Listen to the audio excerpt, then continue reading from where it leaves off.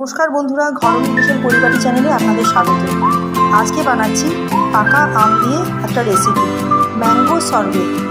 কী কী উপকরণ লাগছে, আমি আমটাকে এভাবে প্রথমে টুকরো টুকরো করে নিয়েছি, করে তারপরে এটার থেকে এভাবে চিপে চিপে এভাবে পাল্প বার করে নিয়েছি। আর সাথে লাগছে বেশ কিছুটা পরিমাণে চিনিটাকে আমি গুঁড়ো করে নেব। আর লাগছে কিছুটা পরিমাণে দুধ। একটা মিক্সির ব্লেন্ডার নিয়েছি। এবারে তার মধ্যে আমের যে পাল্পটা করে রেখেছিলাম সেগুলো আস্তে আস্তে ঢেলে দিচ্ছি। আমি দিচ্ছি যে ঠান্ডা দুধটা রেখেছিলাম, ওই ঠান্ডা দুধটা দিয়ে দিলাম পুরোটা।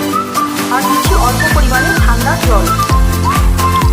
এবারে অ্যাড করছি 5-6 চামচ পরিমাণ, 5-6 চামচ চিনি। যেমন আপনারা মিষ্টি খাবেন সেই আন্দাজে চিনিটা দেবেন। এর মধ্যে অ্যাড করছি বেশ কিছুটা বরফ। এবার ঢাকনা লাগিয়ে আমি এটাকে মিক্সিতে ঘুরিয়ে নেব। মিক্সিতে সব উপকরণগুলোকে ব্লেন্ড করে নিয়েছি।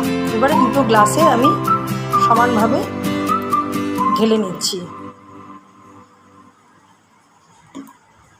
এর ওপরে কিছু ড্রাই ফ্রুটস দিয়ে দিচ্ছি, যেমন খেজুর, অ্যালমন্ড, আপনার যেমন ইচ্ছা ড্রাই ফ্রুটস এর উপরে দিতে পারেন। আমি একটু ড্রাই ফ্রুট দিয়ে ওপর থেকে ডেকোরেট করে দিয়েছি।